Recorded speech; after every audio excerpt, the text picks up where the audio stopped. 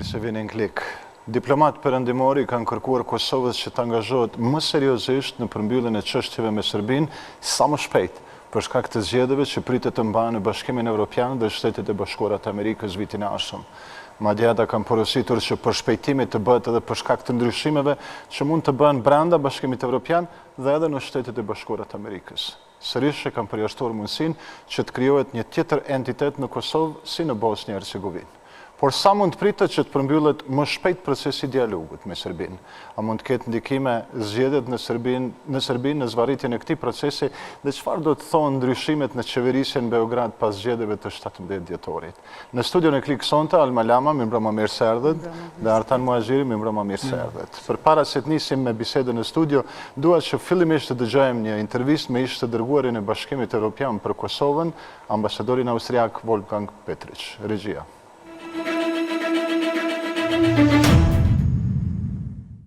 Ambassador Petritsch, thank you very much for sharing your time with me today. You're welcome. Hello. I want to start this interview with the upcoming elections in Serbia, a process that seems to determine the future of this country in the domestic scene, but also in the relations to its neighbors, including Kosovo. Could these elections be a paradigm shift for Serbia at this moment? Well, of course, here we are still in a couple of days away from the elections. We don't know the results, therefore it would only be a speculation whether there is going to be a paradigm shift on the Serbian side. I believe that it is clear now in Belgrade, it is clear to President Vučić and his collaborators that that the international community expects now from both sides, I should say, to act more decisively and move more quickly towards a result. However, I have to tell you that this is just one of many elections, many crucial elections, at least two that are taking place next year. And that is, of course, the European elections. We'll then see a new commission, probably a new high representative for foreign policy and security policy, and then the elections in the United States, which might be even more decisive for the whole process, the normalization between Belgrade and Pristina. Ambassador, elections, of course, produce their result at the end of the day. But I would like to ask you two ifs. One is, if Vučić loses the election, will we see difficulties in the processes in the Balkan? How to gain the trust of the new and unproven political establishment that may arise in Serbia? Well, clearly we are in the big field of speculation still, but I think if Mr. Vučić remains in power, there is going to be more continuity in terms of relations with the European Union and the international community, United States in particular.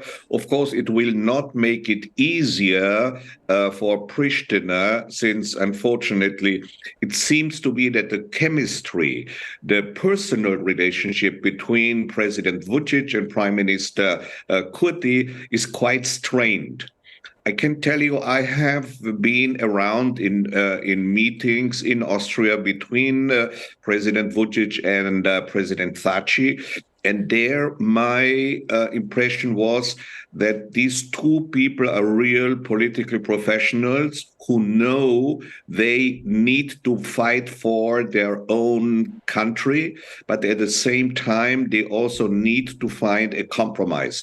This kind of common spirit I do not see between the current leaders in Belgrade and in Pristina. So we'll see what the outcome is. I hope that it will produce a a stable government. It will put in Belgrade, and this government will then in turn take the situation up. I don't know, but whether this is really going to happen still in the course of 2024 because of the two aforementioned elections. I'm afraid that in 2024, the prevailing concern will be about security on the border, security in Kosovo, particularly in the northern part, and the international community is resolutely now of the opinion Banska must not repeat itself. We do not want to see yet another such incident, such bloody incident, which of course almost derailed the dialogue process. And the second time would maybe mean the end of the dialogue process. This, I believe, nobody, neither Belgrade nor Pristina wants, and particularly and definitely not Brussels, that this happens. You raised a couple of issues there, but I would still remain to the second if, and of course, for example, if President Vučić wins the elections, and a majority in the elections, are we going to see an old picture in the dialogue with Pristina? You have said that there is no chemistry between President Vučić and Prime Minister Kurti.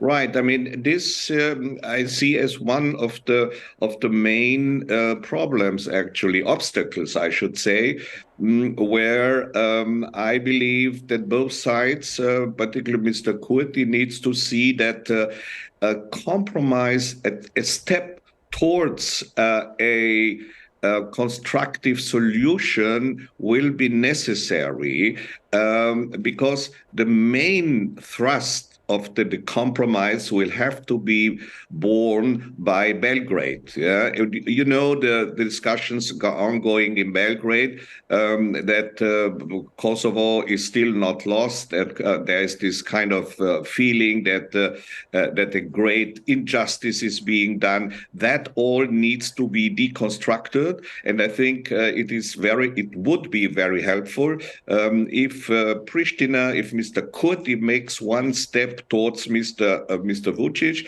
and this one step, actually, one big step would be for Prime Minister Kurti to say, well, we are now working on the association.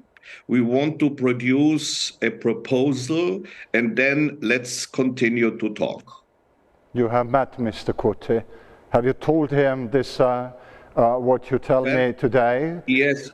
I have, incidentally, I've met him a few weeks ago here in Vienna. I mean, it was a short meeting, but I actually pointed out that that time is actually of the essence, because I don't think it would be, if in case two elections are taking place, and the European elections will definitely mean a move to the right side of the political spectrum. But more importantly, more decisively, if in the United States President Trump returns, then I believe it would be very tough on, it could turn out to be very tough on Mr. Kurti and Kosovo as such. So I think whatever can happen now, it should remain in the hands of the two leaders, more so than external actors who might be, like in the case of the United States, not so predictable and not so positive, supportive for the solution of the problem. May I be very straightforward? Did Mr. Kurti understood all these explanations that you're giving me today? Well, I mean, it was shorter. I did basically say to him that that we should really speed up the whole process now, and that that the association would be important to give a clear sign, a positive sign to the European Union. We're working on it. We want a solution, because I then indicated I would not want to see another problem with a Trump or Mr. Grenell. Mr. Ambassador, may I ask you, so is it possible to make a solution with those who are evaluated, so to speak, stubbornly keeping their unwavering attitudes, like Mr. Kurtin and Mr. Vučić? Well, I'm a firm believer that this is possible. I think it's good for the country to have a strong leader, but it is also very important that the strong leaders realize that strength also lies in a compromise. Strength lies in approaching your adversary. Strength is something which is not only defensive and not only preventing something, it's also opening up new doors. I think that would be extremely important to tell you, that it would give more sovereignty to Kosovo and also to Serbia if the two leaders do things that they both are convinced it should be done. And not rely too much on external actors, because they can change, and maybe the ones who come in new, or in the case of Mr. Trump, the new old ones, then maybe a new game is opened, which will not be in favor of a positive solution. This is my personal opinion, I should add. I know that of course, everybody is hoping that things will come out in such a way that rational actors will continue to be in place, like President Biden right now. We also have a very important ambassador now in Belgrade, Ambassador Hill, whom I know very well and who knows the region unlike any other in the Biden administration. I think that is something which should be used and brought to fruition.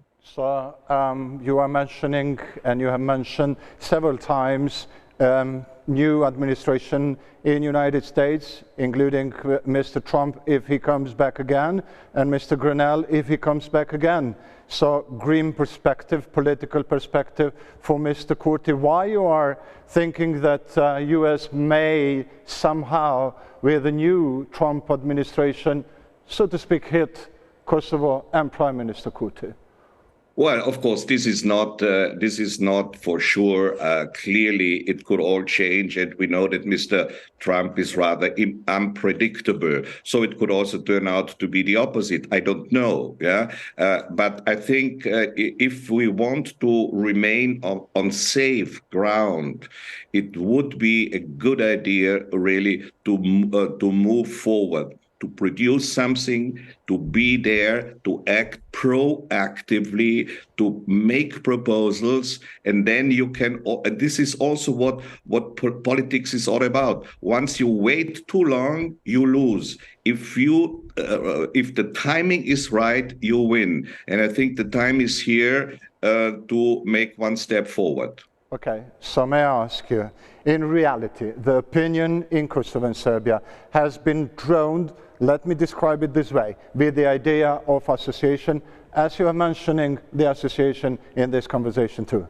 The point is that there is a kind of conditionality, the establishment of the association in exchange for the normalization of the relations.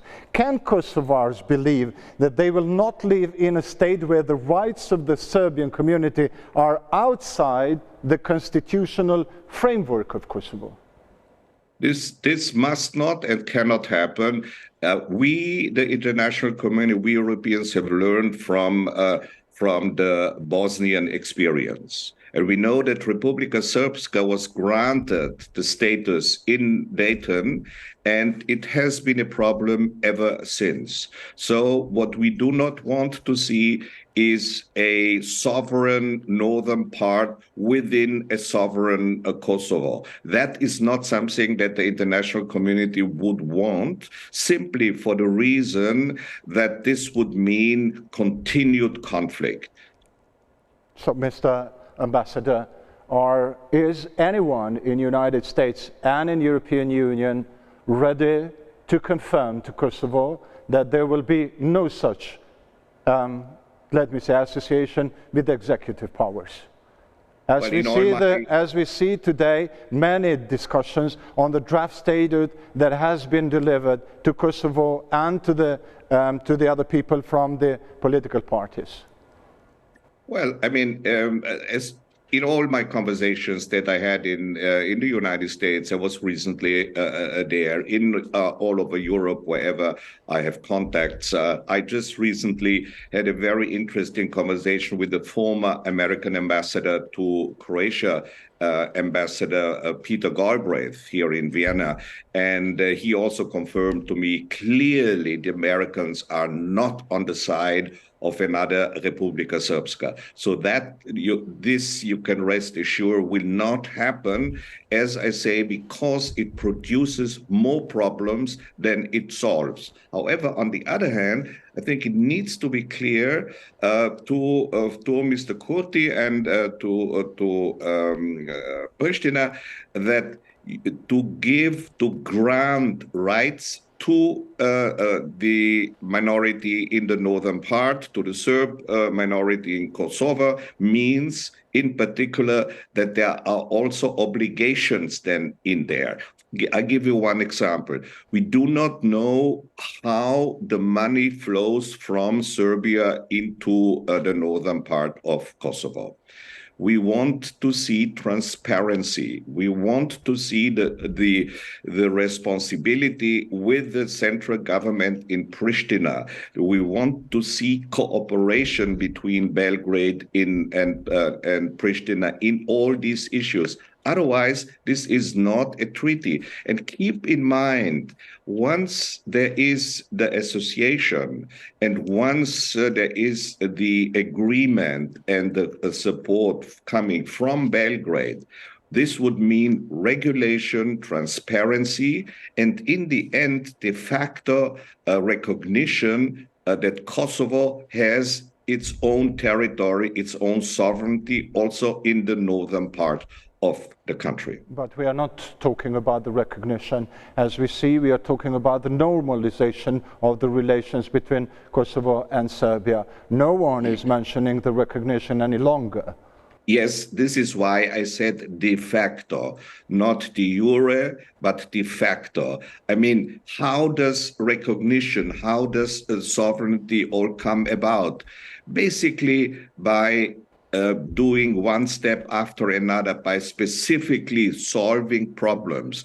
If Serbia continues to support financially, culturally, administratively, economically its brethren in Kosovo, that means it is being controlled. There are checks and balances.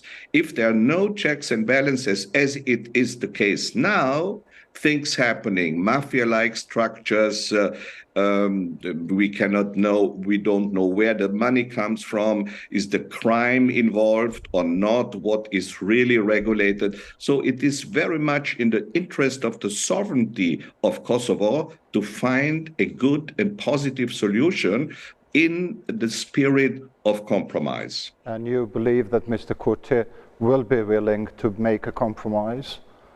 I have, whenever I meet with Mr. Kurti, I can tell you I am quite impressed by his intellect, by his knowledge, and that he is actually a rational politician, yeah?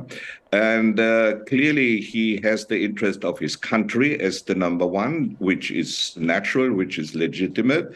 What is sometimes missing is maybe a bit more flexibility in his politics, you know, so that he moves the goal to closer to the goal of a country where the Serb community can live in peace alongside with the majority of Kosovo Albanians. And may I ask you, Mr. Ambassador, you have mentioned security, you have mentioned Banjska, you have mentioned the action that has happened in September, 24th of September this year in the northern part of Kosovo.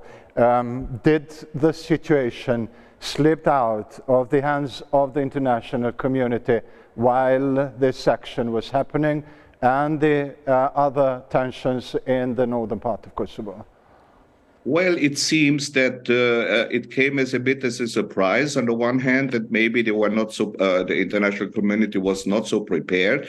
But as far as I know, there is now a clear understanding that that KFOR has to be strengthened. That's even clear to Belgrade, that this is also in the interest of the Serbs living in the northern part, and therefore I believe that we have learned a lesson, and Belgrade and Pristina also have learned a lesson, and this so that this incident must not be repeated. So, and the last, at the same time, you have said once lately that only at the end of 2024 or the beginning of 2025 we can see a new phase in relations and a movement leading to a normalization in the Western Balkans.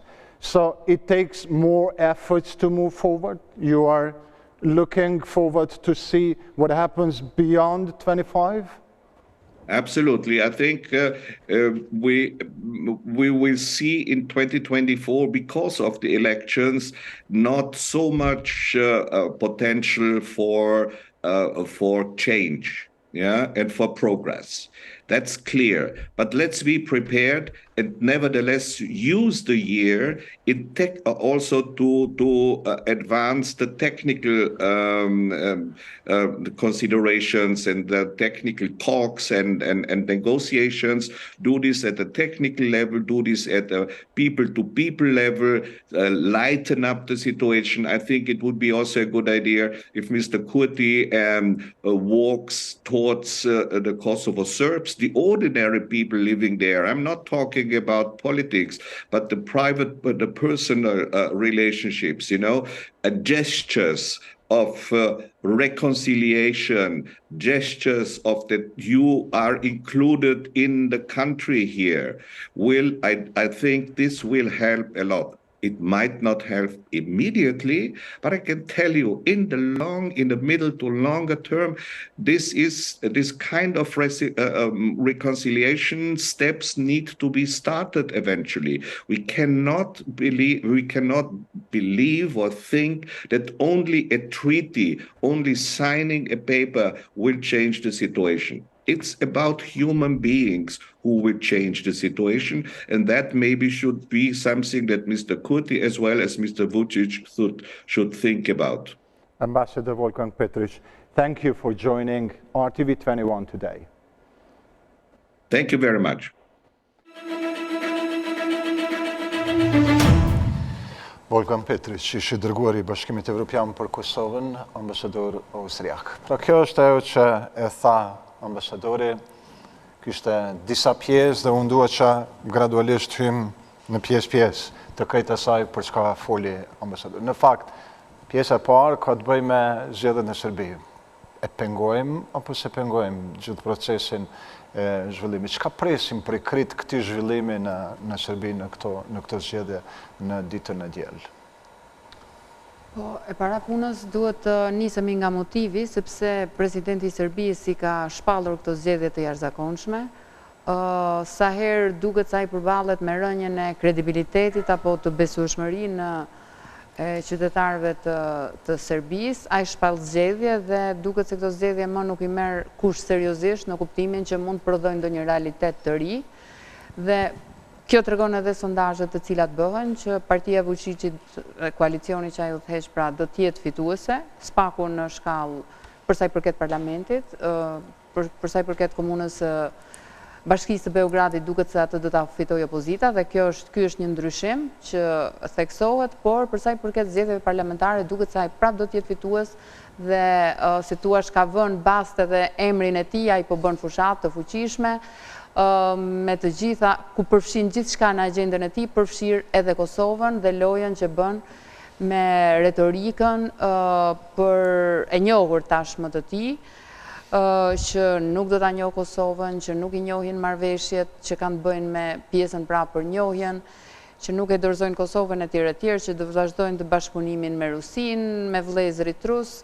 Më thënë, këto janë një nga pjesët e rëndësishme të retorikës së tij në fushat, gjë që tregon që pritet vazhdimsi e politikës së tij Dhe kur thash që motivi sepse janë shpallur zgjedhjet, njën nga këto lidhet edhe me motivet, pra lidhet edhe me dialogun ndërmjet Kosovës dhe Serbisë, dhe presioni që ai ka pasur nga Bashkimi Evropian dhe Bashkia Ndërkombëtare për të zbatuar marrëveshjen, dhe duket se këtë ka bërë edhe për të fituar kohë, pra për ta zvarritur procesin, për arsyeën që tashmë kemi theksuar disa herë, sepse vitin e ardhshëm është vit zgjedhor në BE dhe në SBA, dhe atij intereson që të mos implementoj marrëveshjen, por të fitoj kohë. Do të thënë, kjo është ajo panorama e përgjithshme për sa i përket zgjedhjeve në Serbi. Pastaj për çështjet e tyre të brendshme, sigurisht që ai në Serbi ka ndërtuar një shtet goxha autoritar, do të thënë gjysmëar autoritar, mund të themi, ku sidomos liria e mediave është më problematikja, krimi organizuar, sundimi i ligjit, dhe po të shohësh edhe raportin e Bashkimit Evropian, pra të Komisionit Evropian në lidhje me mënyrën se si po funksionon Serbia, pra atë skanimin që ja bëjnë, gjejnë pikërisht si çështje alarmante, pikërisht rolin e tij në media, kontrollin e plotë të mediave dhe të institucioneve të pavarura, dhe kontroll i cili cënon fuqishëm zërin opozitar. Do të thonë, opozita pothuajse nuk ka vend në mediat serbe, por edhe aty ku flitet për të flitet në mënyrë negative, gjë që do të thotë që nuk mund të pritet një ndryshim i politikës së Serbisë në radhë të parë përveç shtetit serb, por neve ajo çfarë na intereson raportet e shtetit të Serbisë me Kosovën. Pra, unë pres një vazhdimsi të asaj politike, sigurisht që taktikat mund të ndryshojnë gjatë procesit, por në varësisht pra nga interesat gjeostrategjike, nuk kam parë as dëgjuar që mund të pritet ndonjë ndryshim i politikës së Vučićit edhe në raport me atë që kërkon BE-ja fuqishëm, edhe në deklaratën e fundit që është linjëzimi me politikën e jashtme të BE-s për sa i përket vendosjes së sanksioneve ndaj Rusisë, pra edhe kjo nuk është e pritshme prej tij, kështu që edhe një herë po e them, pritet vazhdimsi e politikës serbe në raport me Kosovën. E qartë, Artan, kishte gjatë tërë kësaj pjesë të fushatës, nëse mund të quaj, kishte një president Vučić që mbronte një parti të vetë, megjithëse mandati i tij nuk është që ta ketë detyrën me që nuk është as në listë, pra nuk kandidon për asnjë post brenda as për deputet madje. Por megjithatë, Kosova mbeti slogani kryesor në krejt këtë fushat të Serbisë. Asnjëherë prej zgjedhjeve serbe nuk mund të hiqet Kosova, pra mbetet edhe më tutje forca mbi cilën fitohen votat mbi sloganet nacionaliste. Po presidenti Vučić gjatë 44 ditëve të fushatës i ka jap 46 intervista, pra jo vetëm çdo ditë nga një, por në disa ditë edhe më tepër. Edhe 2-3 vetëm sonte më duket do të jetë në 3 televizione, kështu që ka qenë një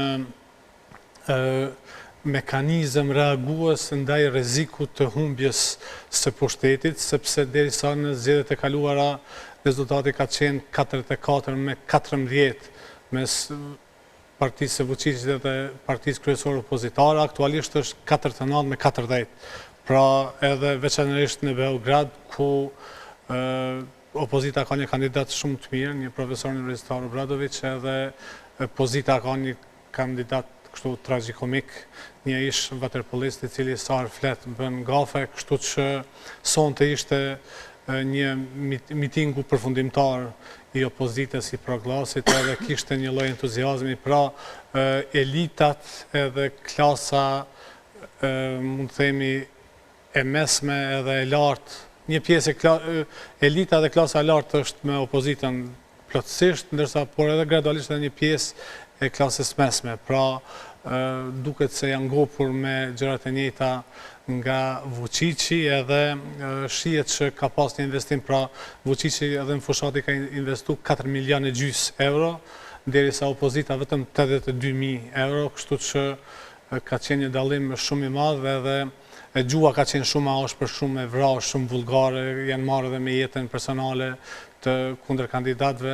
Pra, realisht ka qenë një ndjenjë e humbjes së pushtetit, edhe Vučići si një politikan i rryer e ndjen këtë disponim, pra i merr ato, e ka radarin, antenat për me i kap këto sinjalet e humbjes së pushtetit, edhe për këtë arsye edhe e ka dinamizuar shumë më tepër. Por për Kosovën natyrisht Kosova është një hambar i votave te një kategori e caktuar e votuesve në Serbi. Mirë po se i përket obligimeve të Serbisë ndaj BE-s në raport me Kosovën, nuk mendoj që do të ndryshojnë pa marrë parasysh kush vjen në pushtet. Pra, tash natyrisht se konfiguracionet dhe formulat e krijimit të qeverisë së re do ta determinojnë edhe qasjen, sepse nëse ta zam Vučići humbet vota dhe pastaj Dačići del si një shpëtimtar i tij, ai natyrisht do ta kërkojë edhe postin e kryeministrit, por po ashtu do të marret shumë edhe prej presioneve që do t'i bëj edhe opozita, veçanërisht nëse e merr edhe Beogradin, sepse ky do të shihet si një sinjal, si një topbore pra edhe për humbjen e pushtetit edhe në pjesën tjetër të Serbisë, por varet shumë për Serbinë, për Vučićin personalisht, individualisht, pra varet shumë nga këto zgjedhje. Mirë po se i përket Kosovës nuk mendoj që do të ketë ndonjë ndryshim të madh, pra ato obligime do të jenë aty edhe opozita nuk do ta ndryshojë qëndrimin e saj ndaj Kosovës, kështu që mbetet i njëjti qëndrim. Ajo që duhet ta theksoj në dy pjesë, domethënë ndoshta edhe këtë duhet ta evidentojmë, që është një opozitë pro-europiane, pra që përfasohet nga një grup partish të cilat janë kandidate kryesore edhe për të marrë Beogradin. Beogradi është qytet tepër i rëndësishëm sepse 25% e popullsisë jeton atje dhe domethënë gjysma e ekonomisë e GDP-s domethënë është prodhohet aty. Kurse pjesa tjetër janë partitë e djathta ekstreme, që duhet të theksohen, që kanë një retorikë jashtëzakonisht të ashpër, janë proruse, aty është edhe Shesheli bashkë me ta, domethënë që tregon edhe një herë për këtë lloj për rritjen e nacionalizmit, një rrymë e fuqishme e nacionalizmit që ka ekzistuar gjithmonë në Serbi, por që gjithnjë më shumë po merr vota dhe po bëhet pjesë e parlamentit të Serbisë, po flasim në këto 20 vitet e fundit, që mund të luajë një rol të rëndësishëm dhe ndoshta për këtë, sepse nuk pritet që të marrin shumë numra deputetësh, domethënë karrige deputetësh, por mund të luajë një rol në përmbysjen e rezultateve në bashkinë e Beogradit. Pra, mund të jenë ata që do ta vendosin rezultatin, që pastaj do të jetë edhe një lloj kthimi, si thuash, edhe atyre forcave pro-europiane, pra që janë për bashkim, për integrim në Bashkimin Evropian, që përfaqësojnë një frymë tjetër në Serbi, ndryshën nga partia e Vučićit. Kjo është sa i përket asaj pjesës se cila është politika serbe dhe e Serbisë aktualisht në krejt këtë situatë, por duhet që t'ju pyes për çështjen e shqiptarëve në luginën e Prishevës. Ka një përpjekje të madhe ka pas një përpjekje të madhe për bashkimin e të gjithë shqiptarëve, për të krijuar një listë të përbashkët dhe për të dalë në zgjedhje së bashku. Por si duket në momentet e fundit nuk është arritur. Tani kemi dy lista, njëra është e Shaip Kamberit dhe tjetra të cilën e Udhej Çai dhe tjetra është e Shqipëri Marifit, një tjetri kandidat nga lugina e Prishevës, nga Prisheva më saktësisht. Më thoni kështu, ku shihni këtë element shqiptar brenda politikës në Serbi? Po është normale që ta luajnë atë rol që reflekton edhe aspektin demografik, sepse në përqindje pra nuk janë shumë, zakonisht një deputet është zoti Kamberi, por është shumë i zëshëm edhe ka ndikim s'paku medial me ato deklaratat e veta me gjuhën që duhet ta ketë, por që në kontekst, do thot në rrethin ku është ai, në atë parlament të Serbisë tingëllon pra shumë e veçantë, sui generis, po për fat keq, do thot ky është sindromi i partive politike, e njëjtë ndodhe edhe në Maltezi, e njëjta ka ndodhe edhe në Maqedoni për shumë vite, pra edhe ku duhet ketë një mobilizim maksimal në mënyrë që të fuqizohet, që të arrihet pushteti më i madh i mundshëm me anë të unitetit,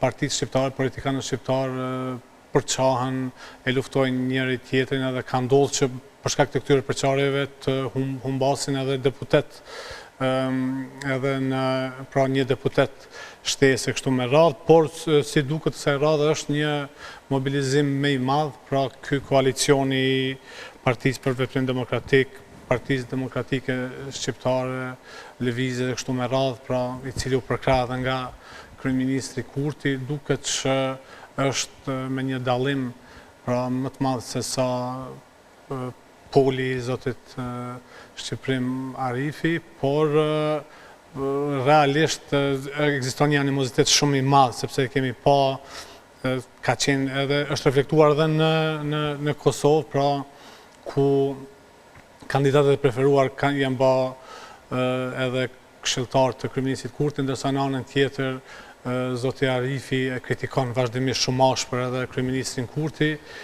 Është një gjë tipike. Megjithatë, sonte ka pas edhe një tubim. Në fakt, kryeministri Kurti ka marrë pjesë në njëri prej këtyre tubimeve, në cilin është mbështetur njëra listë. Kjo është lista e zotit deputet Shajb Kamberi. Por sa ka përpjekjet politikës të Kosovës në këtë rast, nuk për përmend edhe Shqipërisë, po të Kosovës, për të ndiku tek shqiptarët në Lugin Preshevës. Unë nuk po them për të ndiku për të keq ose për të mirë, po për të ndiku politikisht mbi shqiptarët. Unë mendoj që ka pasur ndikim, por për fat keq ndikim negativ. Sepse ka një vit që ne shohim përçarjen edhe në media, deklarime, domethënë që flasin për një nivel shumë të lartë të përçarjes, të mungesës së bashkëpunimit të atyre subjekteve apo përfaqësuesve të partive politike në Luginën e Preshevës, që për fat të keq kjo ndikon që ata të mos korrin asnjë rezultat pozitiv në këto zgjedhje, domethënë si minoritet, se sigurisht ata kanë një numër të caktuar votuesish që sistemi në Serbi do t'ja mundsonte për marrjen e 1 apo 2 deputetëve. Por me këtë lloj fryme, të cilën ata domethënë janë bërë pjesë, si thuash, e këtyre, nuk e di tani, kjo vjen nga roli i zotit Kurti, por edhe i Tiranës zyrtare, domethënë një rol negativ për mendimin tim i të dyve, sepse do duhet të bashkëpunonin të dyja palët që t'i bashkonin ata. Në Luginën e Preshevës kam parë që vazhdimisht kanë probleme, domethënë të bashkëpunimit, domethënë ato ka shumë parti për një numër të vogël të popullsisë, ndoshta karakteristike shqiptarëve, por mendoj që ata presin shumë nga Tirana dhe nga Prishtina dhe këtë rol të duhet ta kishin luajtur dhe nuk e kanë luajtur. Edhe vetë fakti që zoti Kurti pas ka mbështetur njërin nga kandidatët, më thënë e ka takuar sot, nuk mendoj që i ndihmon procesit. As pak nuk i ndihmon procesit. Do duhet kishte frymë përbashkuese.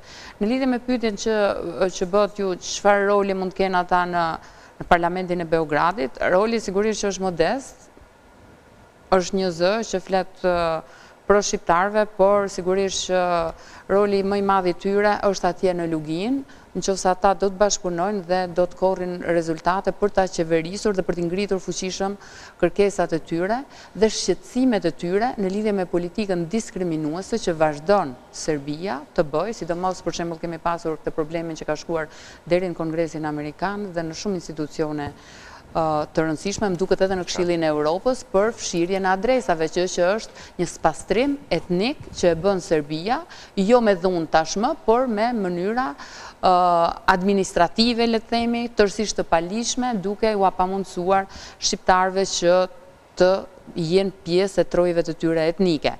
Dhe një politike përqarë, liderë që flasin dhe sulmojnë njëri tjetrin, sigurisht që nuk i ndihmon procesit. Nuk e di Arbër nëse mund të kthehemi, ndoshta ke pyetje pak më vonë në lidhje me zgjedhjet e Serbisë dhe rolin e serbëve në Kosovë. Edhe asaj, por dua që të trajtojmë edhe pak çështjen e shqiptarëve në Lugin të Preshevës, përfaqësimin e tyre në institucionet e Serbisë, përfaqësimin posaçërisht në parlamentin e Serbisë, ka pas përpjekje më herët që të ketë të paktën 3 deputetë shqiptarë, por nuk është arritur për shkak të problemeve që janë. Por megjithatë, a nuk është një përpjekje edhe e qeverisë Kosovës, jo vetëm përmes ndikimit, por në gjithë rajonin, kudo qoftë në Maqedoninë, një përpjekje për t'i bashkuar shqiptarët?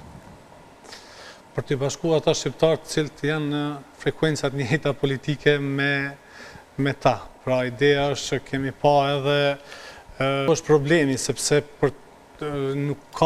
mendoj që në këto raste, veçanërisht në loginë e Preshevës, duhet ketë bipartizëm, pa përtej interesave drejt për drejta partijake, është edhe unë jam i bindur që mund të arrijet një pajtueshmëri, sepse nuk është që ata njerëz veçanërisht kur e kanë, sepse është edhe një reagim kështu psikologjik, kur je pakic dhe në anën tjetër e ke një kundërshtar aq të madh siç është Serbia, shteti i Serbisë me gjithat mekanizëm, atëherë ti nxitesh për tu përbashkuar, pra është një ndjenjë e mbijetesës, edhe është e logjikshme që duhet ketë një lloj mobilizimi të madh.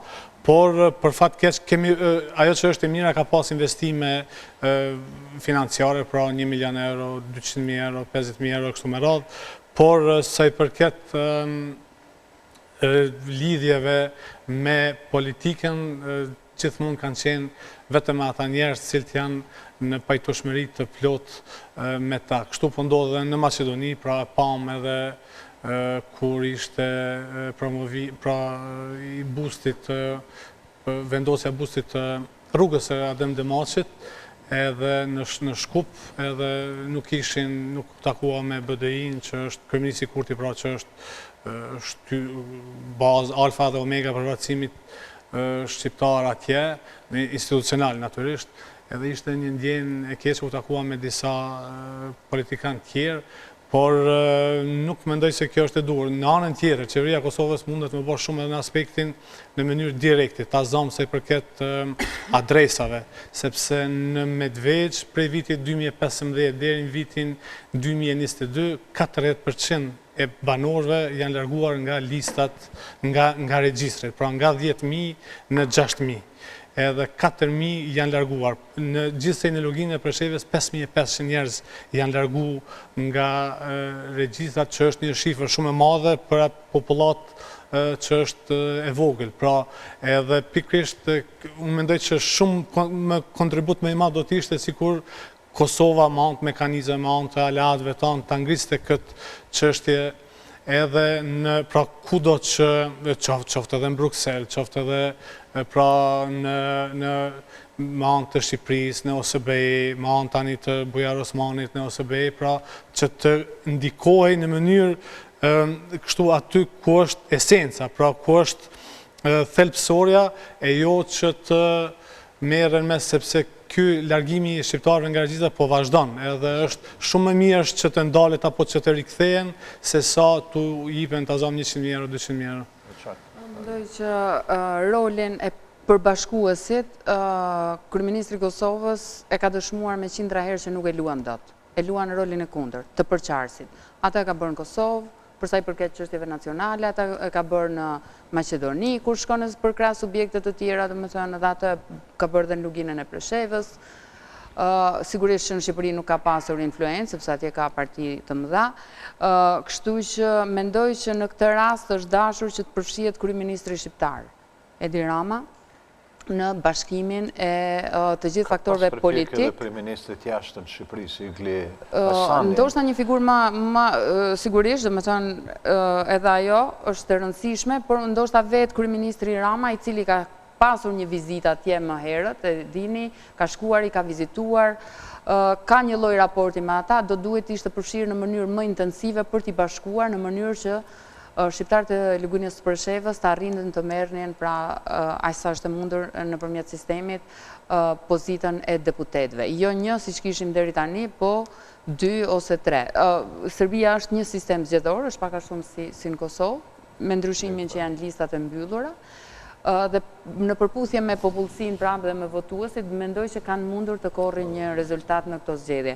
Kështu që është me të vërtet keq që edhe ata bëjnë lojën e Kurtit ose përfshihen në lojën e tij, edhe Kurti kërkon aleanca të pjesshme me ato njerëz me të cilët i sheh si bashkëpunues, si njerëz me të cilët mund bashkëpunojë ai, por jo me frymën e përtej partisë, pra mbi partijake, me frymën e interesit kombëtar. E qartë, por ka një porosi nga ndim sekretari amerikan i shtetit për Evropën dhe Euroazin, James O'Brien, i cili sot ka thënë se populli serb mund të votoj për këtë doj. ajo që ne presim nga qeveria është që të përmbahet marrëveshjeve që ka arritur sa i përket Kosovës. Thot, disa nga mosmarrveshjet kyçe kanë nisur të trajtohen si targa, doganat, formularet e të tjerë. Kemi nevojë që kjo të vazhdojë me ardhin e një qeverie të re. Duhen të shohim përparim në të ardhmen. Kjo është porosia amerikane për Serbinë në çfarë do rrethane që mund të ndodhë. Sigurisht, sepse këto janë obligime shtetërore. Ajo që i thuhet Kosovës, që është obligim shtetëror asociacioni, jo një subjekti politik apo një qeverie, i thuhet edhe Serbisë, pavarësisht kush vjen, pozita apo opozita, e djathta apo e marrë. Porosi për opozitën në Serbi apo sigurisht porosi për Vučićin? Për të dyja palët mendoj unë, domethënë.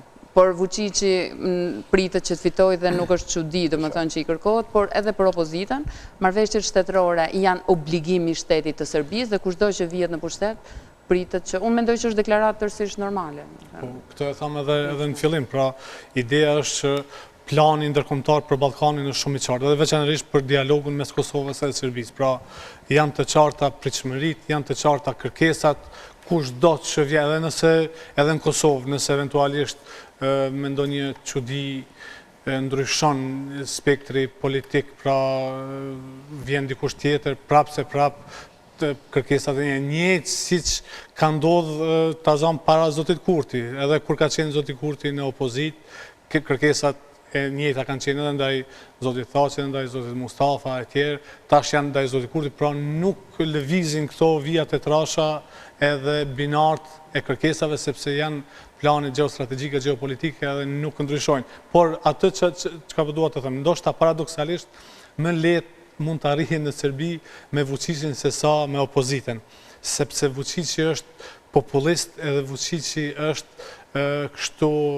e ka aspektin e emocionalitetit, a edhe sot në një intervistë e përsëriti tha, ne nuk kemi iluzione që Amerika dhe BE-ja do të ndryshojnë qëndrimin ndaj Kosovës, edhe presionet do të vinë duke u rritur ndaj Serbisë. Pra, aje ka këtë mekanizmin e manipulimit ndoshta më të sofistikuar se sa opozita që janë të papërvoj në pushtet, sepse janë politikan që nuk kanë qenë asnjëherë, pra janë politikan të ri, edhe ndoshta pra po them paradoksalisht për BE-n, ndoshta më mirë është që të fitoj Vučići, sepse me të edhe marrëveshjet më i parashikueshëm në veprime. Më i parashikueshëm edhe çastjen ndaj manipulimit të opinionit, si për mirë si për keq, e ka shumë më të madhe dhe ka shumë më të përsosur dhe mund ta bëjë ndonjë pranim de facto të Kosovës dhe ta paraqes si një fitore të Serbisë. E përmenda çështjen e marrëveshjeve me Kosovën, të Serbisë me Kosovën,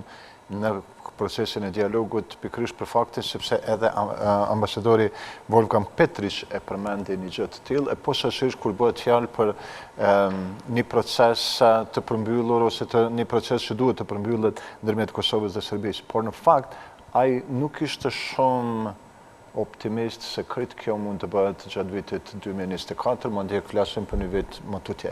Ajo që për ambasadorin është shqetësuese, në fakt, është zgjedhjet në Bashkimin Evropian, zgjedhjet në Shtetet e Bashkuara të Amerikës, dhe këto zgjedhje tani që kanë stopu pak a shumë procesin e dialogut. Pra, ky është shqetësimi të gjithëve, sepse kur analizojnë se si po shkon,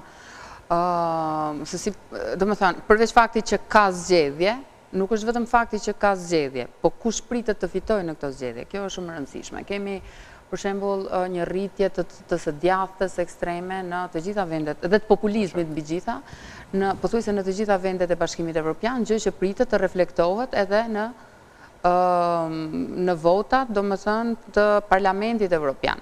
Nëse për shembull deri tani kemi pasur një Parlament Evropian i cili në vazhdimsi ka qenë mbështetës i fuqishëm i Kosovës, është i vetmi institucion evropian në fakt që e njeh pavarësinë e Kosovës, ka mbështetur të gjitha proceset, asocim, stabilizimin, të gjitha raportet, domethënë është pozitiv, sepse atje votohet me shumicë, ndryshe pra nga Këshilli Evropian, pritet të ndryshojë.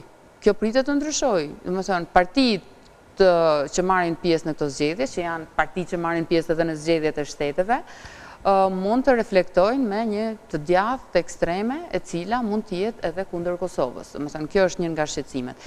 Tjetra është për zgjedhjet në Shtetet Bashkuara të Amerikës, e para vetvetiu kur është vit zgjedhor, vëmendja nuk është më tek procesi, por është tek zgjedhjet dhe tek fituesi dhe pastaj vim tek rezultati, cili do të jetë rezultati. Dallimi i politikës së jashtme amerikane ndërmjet kësaj administrate dhe Trumpit si president, jo si republikan, është jashtëzakonisht i madh. Nëse ata në përgjithësi në politikën e jashtme republikanët dhe demokratët nuk dallojnë shumë, sigurisht që dallojnë, por jo shumë, sidomos në raport me Europën, në administratën Trump dallimet kanë qenë të jashtëzakonshme dhe tërësisht të paparashikueshme. Prandaj edhe ambasadori Petritsch sigurisht që shqetësohet për këtë lloj ose e ngre me shqetësim që nuk pritet ndonjë ndryshim i madh për sa i përket edhe pozicionit të Serbisë në raport me Kosovën dhe arritjes së ndonjë marrëveshje siç mund të jetë njohja. Domethënë, unë për vete nuk e shoh në horizont dhe besoj që plot shqetësimi më i madh i të gjithë diplomatëve që merren dhe njohin me çështjen e Kosovës është ky, që nuk shifet në horizont ndonjë marrëveshje e madhe, por rreziku pas zgjedhjeve mund të jetë edhe më i madh. Prandaj ai theksonte në vazhdimsi në intervistën e tij që lëvizni tani, bëni kompromise tani sepse surprizat mund të jenë shumë më të mëdha dhe mund të jenë negative, sidomos për Kosovën. Marr parasysh rrethanat në Serbi, marr parasysh faktin që Serbia nuk e zgjedh qeverinë shumë shpejt, marr parasysh përpjekjet edhe të Kosovës edhe të Serbisë për zvarritur gjithë procesin. Ka ndonjë optimizëm që mund të bëhet diçka në momentet e fundit, mund të ecet përpara, të paktën me këtë draftin, kemi parë deklarata të ndryshme. Vetëm nëse ka pakrahatsimisht më shumë shkëmpi se sa karrota. Pra ideja është që vetëm presionet e mëdha, vetëm pra kërkesat e ashpra edhe rrezikimi i normalitetit të Kosovës edhe të Serbisë në raport me BE-n, mbase mund t'i kthjell edhe Kurtin edhe Vučićin në mënyrë që të bëhen konstruktiv, sepse edhe zoti Petritsch e tha një gjë shumë interesante për kimin pra mes Vučićit edhe Thaçit dhe mungesën e kimisë mes Vučićit edhe Kurtit. Pra kjo tazam nga militantët e vetëvendosjes, kjo mund të interpretohet sikur një parafrim mes Vučićit edhe Thaçit. Pra ata kanë pas kimi edhe kanë pas kanë pas më shumë vullnet, më shumë respekt për njëri tjetrin e kështu me radhë, kanë pas një marrëdhënie shumë më të mirë dhe Kurti, për shkak se është patriot i madh, as nuk dëshiron të ketë as kimi, as marrëveshje, por me një nivel më të lartë të leadershipit, kjo është shumë gabim, sepse edhe zoti Petritsch e tha, ambasadori Petritsch e tha që nuk është kjo pëlqyeshmëria personale, por është aftësia që të identifikohen ato kompromise cilat janë të dobishme për vendit tënë. Pra, çdo kush e din që në ABC-ja politikës është që negociimi edhe kompromisi që nuk të dëmton, por prej cilit përfiton. Pra, gjëja më e lehtë është që të bllokosh edhe që ta bllokosh një proces të cilin domosdoshmërisht duhet ta përfundosh, edhe pastaj kjo vetëm sa e zhagit, sa e prolongon suksesin. Edhe kjo po i ndodh Kosovës. Për shembull, sikur të kish pas hapa më vendimtar pas marrëveshjes së Ohrit, ne sot do të ishim në një pozicion pakrahatsimisht më të mirë, pra as nuk do të kishte sanksione, ndoshta do të kishte ndonjë hap më tej edhe ndaj ndonjë projekti të madh, pra dhe pozicioni i Kosovës do të ishte ndryshe edhe sot në summit. Por nuk ndodhen, pra ndodhen ato lojra edhe njëjtë do të ndodhë edhe në të ardhmen. Pra nuk procesi dialogut është i patejkalueshëm, është i pazavendësueshëm edhe çdo humbje kohe vetëm sa i bën dëm edhe Kosovës edhe Serbisë, kushdo që e pengon. Por kjo arritja e kompromisit edhe sepse kryeministri Kurti ka pas, edhe kur ka qenë në opozitë, e ka pas një lloj kështu irritimi një lloj me fjalën kompromis, pra nuk duhet të bëjmë kompromis, jo negociatave të vendosje, e kështu me radhë, pra e ka demonizu kompromisin si diçka të tmerrshme, por veçanërisht për një vend si Kosova, absolutisht është e pamundshme që ta bëjë ndonjë hap kualitativ përpara pa bërë kompromise. Edhe ambasadori Petritsch kërkoi që të ketë më shumë fleksibilitet, që nuk kupton të ketë më shumë mirë kuptim në negociatat edhe me Serbinë, por në raport posaçërisht me Bashkinë Ndërkombëtare.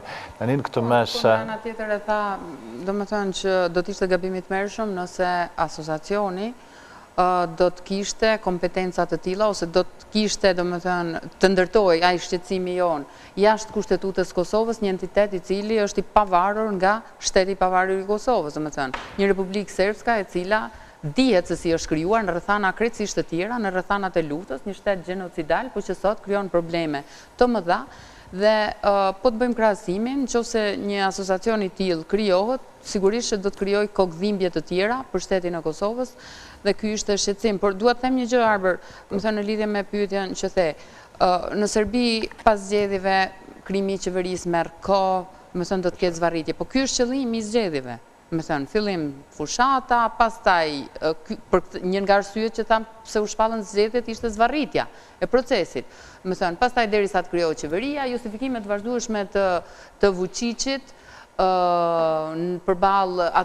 përballë BE-s në raport me implementimin e marrëveshjeve për Kosovën. Nga ana tjetër deklaratat e tij që nuk i njeh, s'do të njoh asgjë që çon në njohjen de facto apo de jure të Kosovës, kështu që unë ndryshe nga tani nuk mendoj që ai pavarësisht sigurisht që aftësia e tij manipuluese është jashtëzakonisht e madhe, por siç ka manipuluar ai dhe ka i nxitur popullin serb dhe votuesit e tij, pra pikërisht me retorikën kundër Kosovës, në fakt e përdor në mënyrë të jashtëzakonshme dhe sa herë i duhet dhe sa herë i kërcënohet pushteti i tij për çështje të tjera, çështjen e Kosovës, domethënë, dhe Kosovën në përgjithësi politika serbe e përdor edhe për efekte të brendshme, për efekte të votës, dhe ai do të vazhdojë ta përdor.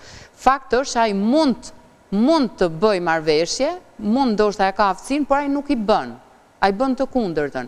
Dhe atë që kanë pritur edhe mediatorët evropianë dhe Bashkia Ndërkombëtare, që ai ka shumë pushtet, ka shumë vota, ka influencë dhe mund të deliver, domethënë mund të implementoj, mund të shkoj në marrëveshje me Kosovën sepse ka pushtetin, rezulton krejtësisht e kundërta. Megjithatë, edhe dje në Bruksel thuhet që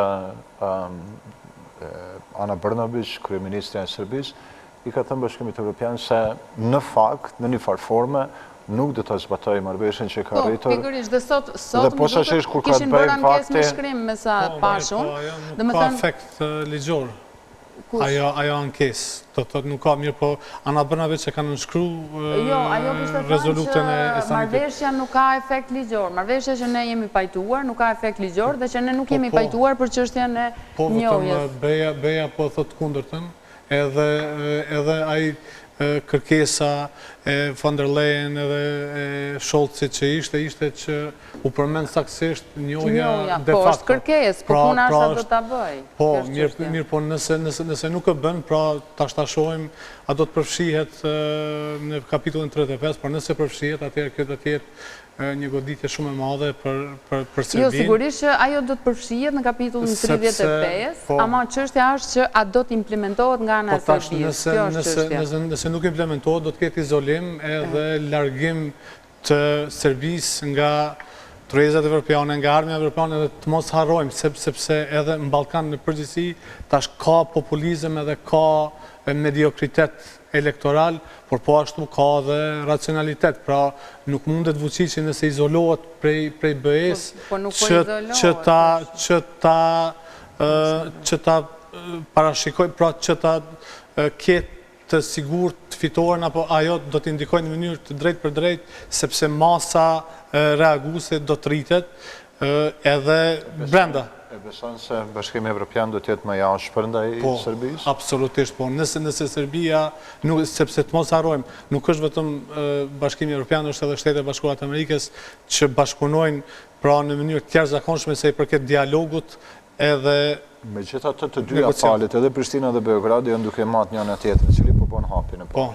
Po. por kjo është gabimi edhe kjo është arsyeja pse Kosova është në masa edhe tash Serbisë do t'i përfshihen në kapitullin 35, sepse ideja është që këto janë të dëmshme për dyja palët, sepse dyja palët nuk janë tregu konstruktive.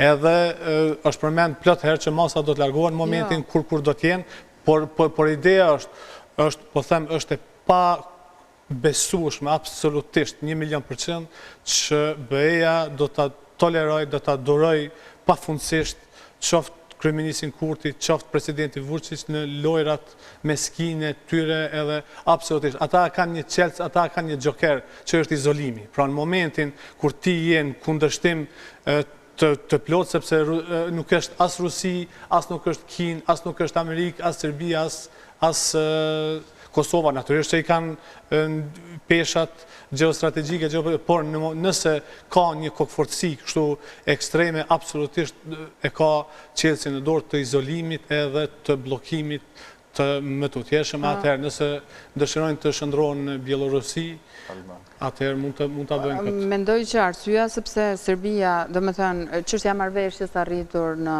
Ohër do të përfshihet në kapitullin 35, që është domethënë një nga kapitujt për antarësimin, si kusht për antarësimin e Serbisë në BE, lidhet me faktin që të dyja palët nuk arritën të nënshkruajnë një marrëveshje që do t'i bënte obliguese me njëra tjetër, marrëveshje dy palëshe, si me thënë, dhe mediatori ose Bashkimi Evropian ka këtë mundësi që ta kushtëzoj Serbinë për këtë marrëveshje në procesin e saj drejt antarësimit. Kjo ishte e vetmja mënyrë për ta detyruar Serbinë. Po ky është një proces i gjatë dhe që mund të marrë shumë kohë. Dhe unë nuk mendoj që izolimi do të jetë përgjigje për Serbinë, domethënë spaku në këtë moment. Serbia pa plotësuar këtë kapitull, domethënë 35 nuk mund të antarësohet dhe një ditë kur nëse do t'i përmbush të gjitha kriteret e tjera, domethënë t'i plotësoj standardet dhe t'jetë në portat të BE-s, ajo nuk do të kushtëzohet, pra pikërisht me këtë, me njohjen e Kosovës përpara se të hyjë në BE. Po ky është proces shumë i gjatë dhe nuk mendoj që do të prodhojë ndonjë zgjidhje të shpejtë dhe po ashtu nuk mendoj që BE-ja, duke pasur parasysh për shembull edhe deklaratën e dieshme, do të jetë aq e ashpër sa do ta izolojë Serbinë. Sepse nuk është vetëm interesi i Kosovës, është interesi i përfshirjes së krejt rajonit, domethënë në procesin e normalizimit dhe të antarësimit. Dje kemi dëgjuar vetëm fjalën perspektiv pam në deklaratë. Perspektiva antarësimit. Prej 2003-shit në samitin e Selanikut thuhet kjo fjalë. Dje kishte më shumë në deklarata domethënë të përshkruar atë çfarë i ofron BE-ja rajonit, përfshir edhe shpjegimin se si domethënë lufta në Ukrainë e ka nxitur dhe e ka bërë më të rëndësishme antarësimin e rajonit. Mirë, po mendoj që është proces shumë i gjatë dhe duke qenë se edhe një fjali, duke qenë se jemi tek zvarritja, mendoj që po, domethënë zvarritja është synim i Beogradit me Vučićin ose pa Vučićin, mendoj unë, dhe ndryshimi që ata presin, domethënë, ajo çfarë ata llogarisin dhe presin është cila do të jetë administrata amerikane pas zgjedhjeve të 2024-s. Në interesin e tyre ata nuk e shohin pra interes për të lëvizur tani. Nëse presidenti Trump do të rikthehet, atëherë tashmë është e njohur politika e tij, edhe raportet e tij me Putinin, ai ka thënë, ka deklaruar që unë për një ditë e ndal luftën edhe në Ukrainë, dhe ata presin ndryshim shumë të madh të politikës së jashtme amerikane, ndryshime të mëdha gjeostrategjike që mund të përfitojnë. Prandaj, domethënë, nëse ne analizojmë interesat e Serbisë dhe të Vučićit, na çon në konkluzionin që ata nuk kanë interes të lëvizin tani. Kjo është ideja. E para, as Shtetet e Bashkuara të Amerikës, as BE-ja nuk kanë resurse për t'i gjuajtur në bërllok. Pra, ideja është që Zoti Escobar është një politikan me karrierë shumë të lavdishme, edhe Zoti Hill, po ashtu edhe emisarët e Scholzit, e Macronit, pra gjithë BE-s, të Italisë, të Britanisë së Madhe, pra viteve të fundit, vitin e kaluar, pra kemi pa një investim shumë të madh diplomatik, resurse Stuart Peach edhe njerëz që kanë një jetë në politikë, në diplomaci, e kështu me radhë, pra nuk është e logjikshme që të hargjohen gjitha këto resurse nëse nuk do të kenë efekt. Pra nëse Serbia do ta bllokojë. Momentin që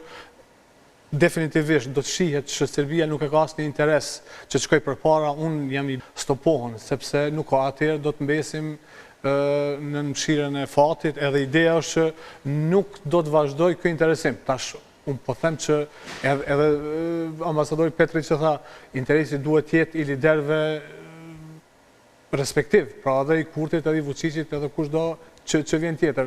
Por në momentin kur ky investim i madh është bë, sepse ka pas një lloj një hap para, një hap mbrapa, ka pas një pranim të marrëveshjes, pastaj jo atë natë kur dolën, gjithë thanë që e kanë pranuar. Pra në orë na kujtohet, doli Borrelli edhe tha që është pranuar, jemi të lumtur, është arritur në një marrëveshje, doli Vučići, doli Kurti në konferencë për shtyp, edhe tash nuk mund të luajnë as Kurti, as Vučići, as me BE-n, as me Shtetet e Bashkuara të Amerikës. Nëse bëjnë shumë hapa mbrapa, absolutisht është e qartë se do të bllokohet, do të stopohet, edhe nuk do t'i lusin përjetësisht, edhe nuk do t'a shndrojnë Serbinë në një superfuqi, duke e luajtur dhe duke ja mikluar egon Vučićit, derisa ky të bëj lojna. Pra kjo e ka një kufi edhe... Unë nuk pajtohem, unë mendoj që sigurisht që ka përpjekje të shtuara të diplomacisë. Pse ka dëshirë Evropa edhe Amerika me investu kaq shumë resurse edhe në fund me fuqizu një person si Vučići, nëse... Nuk mendoj që nëse ato investojnë shumë, edhe Vučići nuk i bëjnë, investojnë në proces. Po, këtë po të themune. Mirë, po nëse Vučići e blokon procesin, atëherë Vučići del me i fuqishëm, me i pushtetshëm se sa këta. Pra, kjo është ideja dhe si do ta tolerojnë atë këtë, ku është interesi i tyre? Interesi i tyre është, domethënë, që ata e shohin proces. Nuk e shohin aq të ngutshme si e shohim ne. Është proces. Pikërisht me Vučići është i zgjedhur i popullit serbisë, nuk kanë nga ta çojnë. Kjo është çështja, domethënë. Njëjtat përpjekje në raport me investimet amerikane, po. Atëherë, unë mendoj kështu, domethënë, përpjekjet diplomatike, të cilat janë bërë, që bëhen për 20 vitesh, do të vazhdojnë të bëhen. Sigurisht që me fillimin e luftës në Ukrainë ka pasur përpjekje të shtuara, edhe ato që i përmendet ti, domethënë caktimin e emisarëve, oferta e BE-s, mos e harrojmë, është një ofertë që ndoshta këtu do të jetë çështja e ndëshkimit, oferta 6 miliard euro që do t'i investoj, është me kushtëzim pra, për raportet, për shtetet, sidomos këtu është Kosova dhe Serbia që nuk mund të përfitojnë nga miliardat e BE-s nëse vazhdojnë, domethënë në këtë proces. Dhe procesi i normalizimit të marrëdhënieve Serbi-Kosovë kalon nëpërmjet kushtëzimit të BE-s. Po nuk mendoj që do të ketë sanksione të mëdha apo të fuqishme apo heqje dorë nga procesi nga ana e Bashkimit Evropian. Sigurisht që ka faza kur ka pasur një mungesë vëmendje, është kritikuar dhe administrata Obama në fakt, për mungesë vëmendje ndaj rajonit, domethënë jo mungesë totale të vëmendjes, po jo të fokusuar siç e ka ta zëmë administrata Biden tani, dhe sigurisht që këta kanë ndikuar edhe zhvillimet në rajon dhe më gjerë. Por, pra po them, përpjekjet diplomatike do të vazhdojnë. Mirë, po çështja është se çfarë do të prodhojnë këto përpjekje. A do të prodhojnë një marrëveshje apo jo? Tani, kur jemi puna tek respektimi i marrëveshjeve dhe tek kjo e fundit, Serbia në vazhdimsi ka dëshmuar që nuk i respekton marrëveshjet. Ai kemi marrëveshjet prej vitit 2011 deri tani para kësaj marrëveshje. Çfarë ka bërë Serbia? Nuk i ka respektuar në plotni. Domethënë, i ka shfrytzuar si tavolinën suedeze, as Kosova vetëm asociacionin, tjerat i ka respektuar. Merr atë që intereson, por jo të gjitha. Domethënë, çështja është që ajo do të vazhdoj ta bëjë lojën e saj, prandaj po them që do të presë, domethënë nuk pritet që Serbia të ndryshojë kursin e saj pas këtyre zgjedhjeve, sidomos jo me Vučićin, po edhe me tjerët jo se jo, sepse janë numrat, po çohesh analizosh ato si quhen sondazhet në Serbi, ti e shef se për çfarë është populli serb. ata, dhe më thënë, janë për antarësim në BE, po mbi gjitha e shohin BE, edhe politika aktuale, po edhe vetë populli serbe si, po e duam, sepse na intereson aspekti ekonomik. Na interesojnë parat e BE-s, por nuk duam që ne të ndjekim politikën në jashtme të BE-s. Më thënë, pikërisht, kështu e shohin, por kur është çështja për Kosovën, kur është çështja për Kosovën, ata janë në gjendje, domethënë, shumica që të heqin dorë nga BE-ja për të mbrojtur çështjen e Kosovës. Po në rregull, vetëm jo për ta mbrojtur, për ta rikthyer sipas tyre. Sot e pam Orbani çfarë spektakli bëri. Pra, tha që është kundër, kur u bë votimi doli nga salla, u mor vendimi, pastaj doli në konferencë për shtyp, tha, unë jam kundër, ky është gabim, i mori 10.2 miliard, edhe pra negociatat u hapën për Ukrainën, edhe pra win-win ishte, fituan dy palë. Ai është antari, antari i Bashkimit Evropian, ai kushtozon për parët. Disa rezoluta kundër Rusisë në Kombet e Bashkuara, Serbia i ka votuar. Pra i ka votuar. Po ashtu edhe, pra nuk është që Vučići vepron 100% si i thonë kishin bërë dhe matje, 20, afërsisht 50-50, do më thënë. Kishin bërë matje, do më thënë, të linjëzimit të politikës Serbisë me BE-n. Tek 50% që ishte, do më thënë, disa i voton, disa jonë. Disa i mbështet, disa jo. Rezoluta në Kombet e Bashkuara, ishtë bërë me studim, tek 50%. Po e di, unë i kumë shumicën, vetëm njëm, doke, ja 3 i ka votu, 3-1. Po jo vetëm në raport me Ukrajinë, por edhe për çështje të tjera. Po e them tash, pra ishte, edhe sot u pa loja, pra Brnabići e pranoi deklaratën e samitit, në anën tjetër një letër krejtësisht të parëndësishme, e cila është vetëm për mediat, për RTS-in e Serbisë. Pra ideja është që edhe Vučići unë vetëm këtë di, pra nuk e kuptoj si është të mundshme që të vazhdohet me gjithë këtë investim, me gjithë këta njësar, nëse kështu. Pra, ideja është, sepse edhe Vučići ka bo kompromise, edhe vetë ta zëmë edhe ky regjistrimi i targave që është duke ndodhë në heshtje në mënyrë masive, po një hap para, ndonjëherë 2 para, një mrapa. Falim minutat e fundit një pjesët ambasadorit Petritsch, që thotë se Kosova do të ketë të vështirë, dhe posaçërisht kryeministri Kurti, momentin kur do të ketë një ndryshim në qeverisjen administratën e Shteteve të Bashkuara të Amerikës. Posaçërisht përmend presidentin Trump dhe ishte dërguarin e tij zotin Grenell, ambasadorin Grenell. Pra, vështërsitë do të na përcjellin edhe këtë vit me këtë çështje. Është e pritshme sepse zoti Kurti ka pasur një përplasje, më thënë, konfrontim goxha të hapur me Grenellin dhe me administratën Trump, dhe për më tepër kur u zhvilluan zgjedhjet në Amerikë, ai doli hapur në një thirrje të shqiptarëve në Amerikë, bën të thirrje për të votuar Biden, domethënë që është një gabim trashanik, diplomatik, sepse as lider i opozitës, po mbi gjitha as një kryeministër apo udhëheqës së një shteti nuk duhet të ndërhyjë në zgjedhjet e shteteve të tjera. Ky është parim fundamental, domethënë. Ky e bën në rajon, e bën në Maqedoni, në Shqipëri, në Maltëzi, në Zvicër, tani i doli punë edhe në Amerikë, domethënë. Ndikimi i jashtëzakonshëm në Amerikë, fitoi Biden me që bëni thirrje Albin Kurti. Domethënë, këto janë Kujtihet. Po, jo, unë besoj që ka fitu për atë arsye. Kështu që, domethënë, këto janë gjëra që edhe pse nuk deklarohen shtetet të mëdha si marrin fort seriozisht e tjerë, por dikush shkruhen, dikush i mban mend, sepse janë ndërhyrje në punë të brendshme, në mënyrë krejtësisht të panevojshme. Po të dëgjoj kjo qeveri dhe ky kryeministër të gjitha deklaratat e liderëve në përbot, more qoftë edhe të Putinit apo të Rusisë, kur pyetën për zgjedhje në SBA apo në vende të tjera, gjithmonë thonë, edhe pse i kanë armiq të përbetuar, ne respektojmë votën e popullit Amerikan, apo popullit Zvicrës, apo tjerë, se cilit popull. Do me thënë, nuk ndërhy në punë të brendshme. Me thënë, mendoj që edhe ky është një gabim që e ka bërë. Por tani, çështja është përtej këtyre gabimeve, përtej konfrontimit, është ajo që thash më herët. Nuk i dihet, politika e Trumpit ka qenë paparashikueshme. Mund të ndryshoj jo vetëm për Kosovën, për rajonin, por politika e jashtme, politika e sigurisë me të ka pësuar ose u përmbajt realisht sepse pritej të pësonte ndryshime të mëdha. U diskutua dhe dalja nga NATO apo jo. Çfarë sjell kjo pastaj?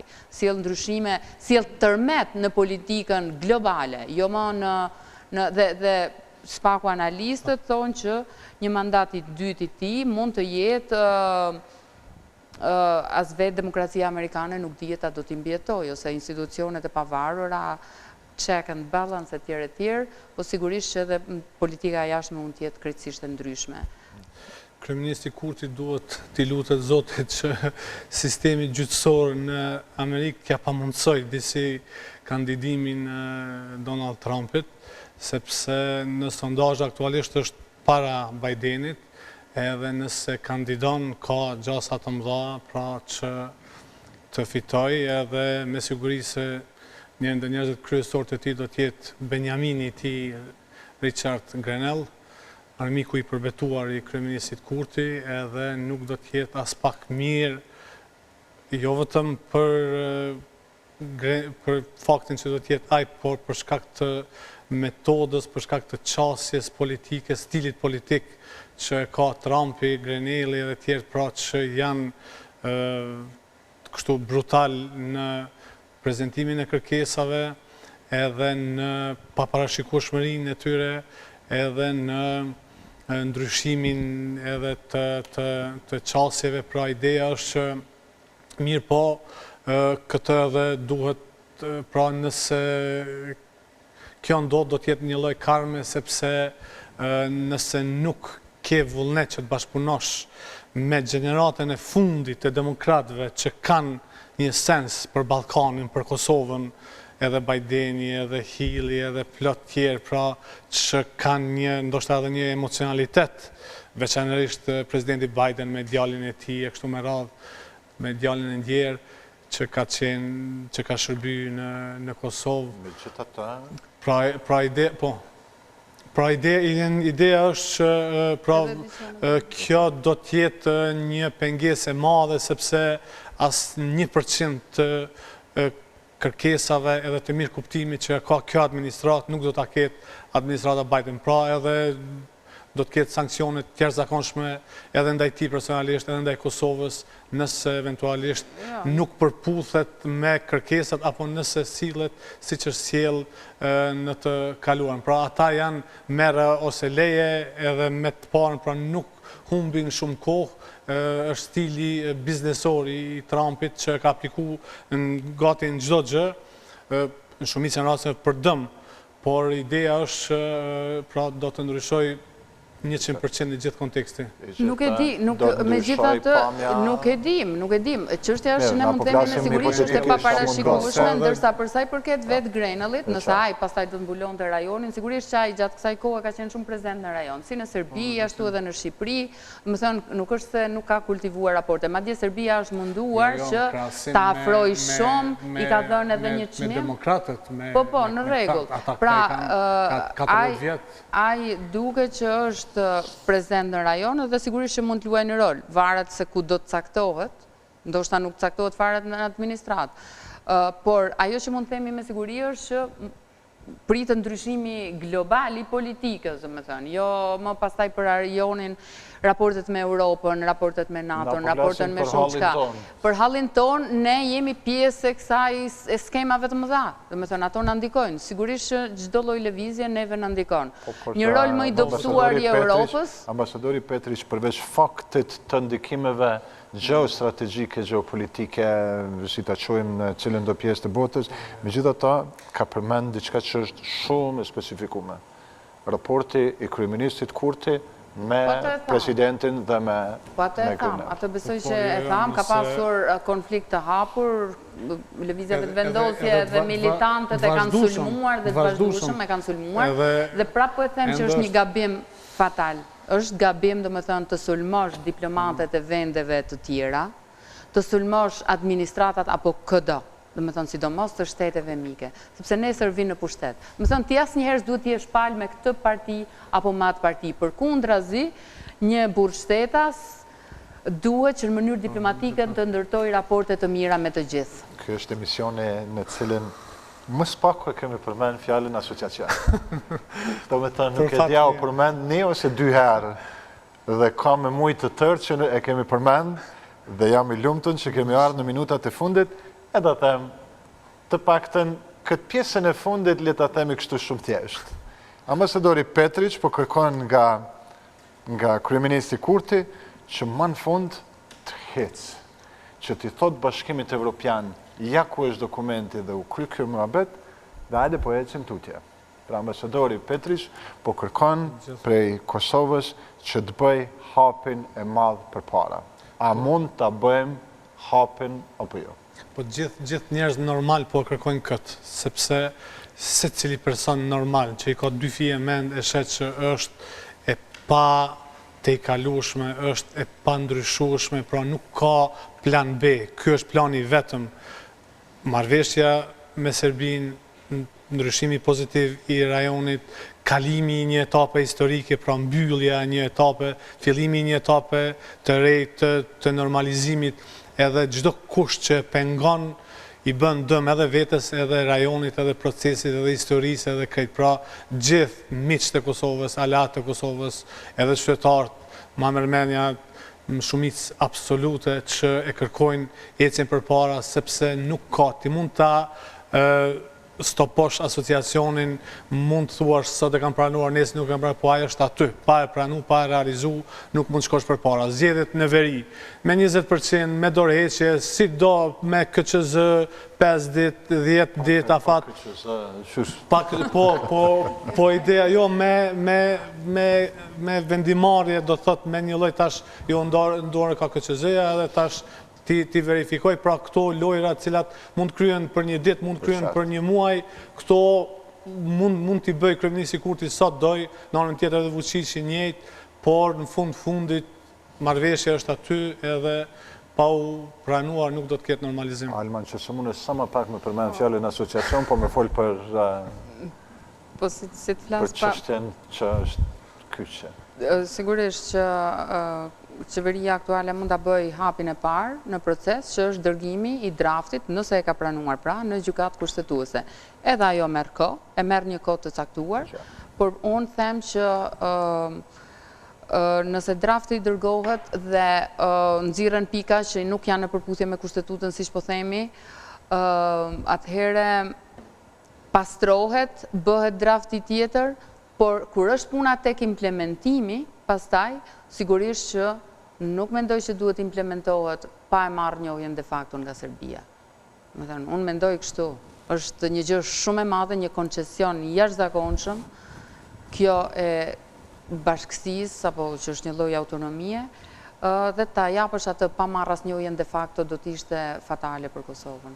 Faleminderit shumë Almalama dhe Artan Muhaxhiri. Faleminderit shumë që ishit sonte në studion e Klik në Radio Televizionin Nisëni. Shikues nderuar, shihemi sërish javën e ardhshme. Natën e mirë.